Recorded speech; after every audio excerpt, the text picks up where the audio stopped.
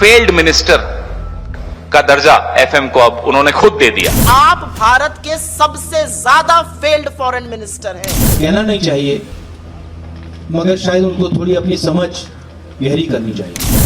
कभी राहुल गांधी विदेश मंत्री एस जयशंकर की समझ पर सवाल उठाते हैं, कभी कांग्रेसी चमचे जयशंकर के नाम पर हो हल्ला मचाते हैं, तो कभी कांग्रेसी मुखपत्र किसी इंटरव्यू में मसाला वाली लाइन ढूंढ लेते हैं और फिर कांग्रेस का पूरा इकोसिस्टम उनके पीछे लग जाता है। लेकिन कांग्रेसी खुद की यूपीए सरकार के विदेश मंत्रियों की हरकतें शायद भूल गए हैं। नटवर सिंह 2004 में कांग्रेस की सरकार बनते ही अपने करीबी नटवर सिंह को विदेश मंत्री बनाया, जो मंत्री बने बगैर ही स्कैम करने में माहिर थे। 2001 में कांग्रेस की तरफ से इराक गए, अपने लिए और कांग्रेस के लिए 4-4 मिलियन तेल खरीदा, निजी कंपनियों को बेचकर मौज की। दुर्भाग्य से मंत्री बनते ही एक विदेशी रिपोर्ट के चलते चोरी पकड़ी गई और इस्तीफा देना पड़ा। मनमोहन सिंह अपनी खुद की सरकार में विदेश मंत्री का भी पद संभालने वाले मनमोहन सिंह का पाक प्रेम गजब का था।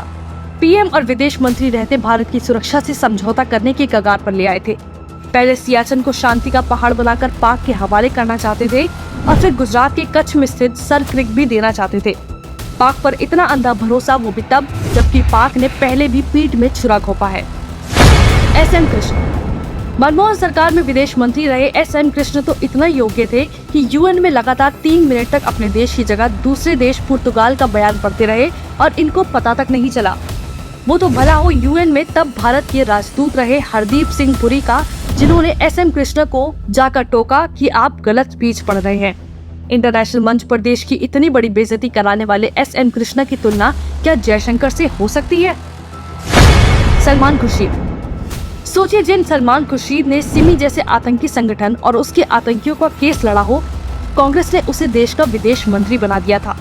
सिर्फ आतंकियों से ही नहीं, सलमान खुर्शीद को चीन से भी बहुत प्यार रहा है। साल 2013 में विदेश मंत्री रहते हुए इन्होंने चीन में रहने तक की इच्छा जता दी थी। If you ask me, would I like to go and live in China? The answer is yes. It's a beautiful place, wonderful place. सोचिए, जो देश आए दिन हमारी जमीनों को हड़पने की फिराक में लगा रहता है, यूपीए के विदेश मंत्री उस देश में बसना चाहते थे। यूपीए सरकार के इन चारों विदेश मंत्रियों ने विदेश मंत्री के पद को दुनिया भर में मजाक बनाकर रख दिया था। लेकिन जिसने इस पद को पहली बार सम्मान दिलाने का काम किया, वो कोई और नहीं, सुषमा स्वराज जी थी। उनके बाद उनकी ही नीति पर चलते हुए जयशंकर भी दुनिया भर में भारत का मान बढ़ा रहे हैं।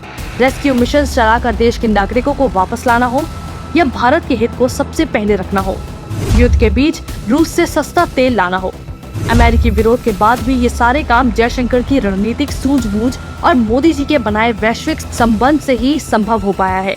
फिर भी इन कांग्रेसी चमचों की नजर में जयशंकर अयोग्य है।